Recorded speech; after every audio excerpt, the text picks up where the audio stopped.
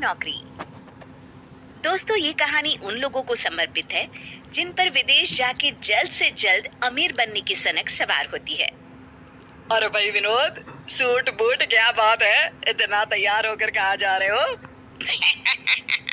Airport जा रहा हूँ। मेरी विदेश में नौकरी पक्की हो गई है।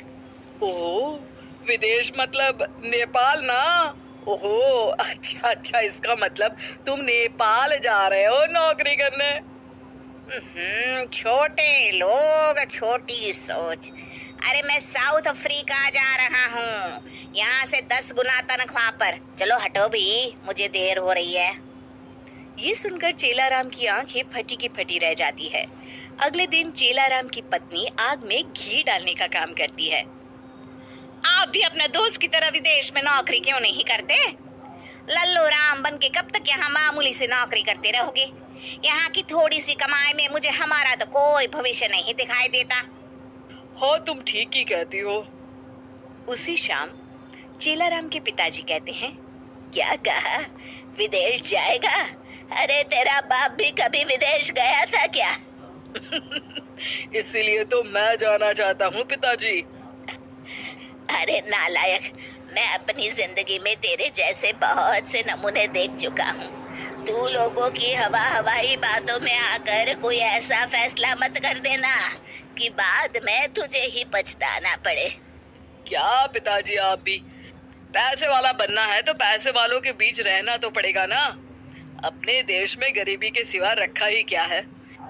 यहाँ तो लोग सिर्फ जिंदगी काट रहे हैं, मुझे तो जिंदगी जीनी है। अरे बहू, अब तू ही समझा इस नालायक को। अब बाबूजी, इन्होंने विदेश जाने का फैसला करके ठीक ही तो किया है।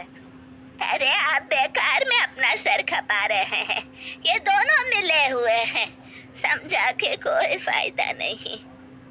थोड़ी देर बहस के बाद चेलाराम के पिताजी बेटे की जिद के आगे हार जाते हैं। जल्दी से विदेश चलने की तैयारी कर लीजिए और वहां जाकर ना मैं भी नौकरी कर लूंगी, फिर तो हमारी कमाई दुगनी हो जाएगी। इस तरह चेलाराम अपनी पत्नी और बेटे को लेकर विदेश चला जाता है। चेलाराम को एक कंपनी में किसी तरह नौकरी मिल जाती है। ये देखो, कितना बड़ा घर है चेलाराम, तुम यहाँ आराम से रह सकते हो, यहाँ तुम्हें कोई तकलीफ नहीं होगी। अरे, ये अंग्रेज हिंदी कैसे बोल रहा है? अरे हिंदी चैनल है तो हिंदी ही बोलूंगा ना। तो बात तो तुमने सही कही, हमें घर पसंद है, बहुत पसंद है। हाँ। इस तरह चेलाराम अपने परिवार के साथ विदेश में रहने लगता है। लेकिन कुछ दिनों के बाद ही चेलाराम का सच्चाई से सामना होने लगता है। घर के काम करने के लिए वो एक काम वाली बाई को बुलवाते हैं। हाँ तो रीटा बाई, तुमने सारा घर देख लिया ना, कल से तुम यहाँ काम पे आ जाना। अच्छा, तुम तनख्वाह कितनी लोगी? अब जो सबसे लेती हूँ वही आप भी दे देना। महीने के सिर्फ 20,000, 20,000 रुपए। बाप रे, 20,000 रुपए? दिमाग खराब हो गया है क्या? अरे इतने रुपए में तो हमारे इंडिया के मोहल्ले की सारी बाइयों को काम पर रखा जा सकता है। इसीलिए तो वो इंडिया है और ये अमेरिका। मैं तो महीने के 20,000 ही लूंगी। मंजूर हो तो यस बोलो। नहीं नहीं, माफ करना, हमें बिल्कुल मंजूर नहीं है। तुम जा सकती हो, हमें दूसरे खर्चे भी तो देखने हैं। इस तरह बच्चों को संभालने के साथ साथ घर के सारे काम गौरी को ही करने पड़ते हैं।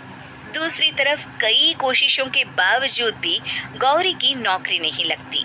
कुछ दिनों के बाद, सुनिए जी, पैसे दीजिए, बाजार से राशन ले आती हूँ, घर में कुछ भी नहीं है। अरे अभी 4 दिन पहले ही तो इस घर में राशन आया था। इतने पैसे तुम खाने पीने में खर्च करोगी तो कैसे गुजारा होगा? अरे तो मैं क्या करूँ, ये अंग्रेज बड़े चालाक हैं, हर चीज पर मनमानी कीमत लगाकर बेचते हैं। यहाँ सब्जियों के दाम तो आसमान छू रहे हैं। अरे जो गन्ने अपने देश में 20 रुपए में मिल जाते हैं, यहाँ उन पर स्टिकर लगाकर ये लोग 200 रुपए में बेच रहे हैं। अब मजाक चल रहा है क्या? हाय राम, यहाँ तो हर तरफ लूट मची है। अरे बच्चों की पढ़ाई को ही ले लो, इतनी महंगी कि पूछो मत। मेरी तो कुछ समझ में नहीं आता। अरे यहाँ तो सड़क पर चलना भी मुश्किल है। आए दिन पुलिस मेरी गाड़ी का चालान काट देती है। इंडिया में तो 100 रुपये में बात बन जाती थी। तभी दरवाजे पर मकान मालिक हैरी आ जाता है। चलो राम, आज एक तारीख है, इस घर का किराया निकालो, पूरे 30,000, 30,000 रुपए। अरे हैरी, ये तुम क्या कह रहे हो? हमारे बीच तो इस मकान का किराया 25,000 तय हुआ था।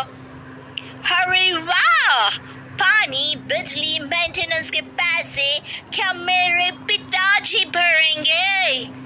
सीधी तरह 40,000 निकालो, वरना ये घर अभी के अभी खाली कर दो, समझे? पैसे देने के अलावा चेलाराम के पास और कोई रास्ता नहीं होता। आखिरकार उसे पैसे देने पड़ते हैं। धीरे धीरे पैसों के अभाव में उनके घर का बजट बिगड़ता चला जाता है और छोटी छोटी चीजों के लिए भी उन्हें तरसना पड़ता है। बस बहुत हो गया, मैं तो इस जिंदगी से तंग आ चुका हूँ। अरे यहाँ 10 गुना कमाई है तो क्या हुआ, खर्चे भी तो 20 गुना है। अपने देश में काम करके थोड़ी बहुत बचत भी हो जाती थी, यहाँ तो उसकी भी कोई गुंजाइश नहीं है। आप ठीक कहते हैं जी, अपना देश अपना होता है। कम कमाई ही सही, लेकिन अपने परिवार के साथ रहने का सुख तो मिलता है। इस तरह चेलाराम हिंदुस्तान वापस लौट आता है। चलो अच्छा हुआ, मेरा खोटा सिक्का वापस लौट आया।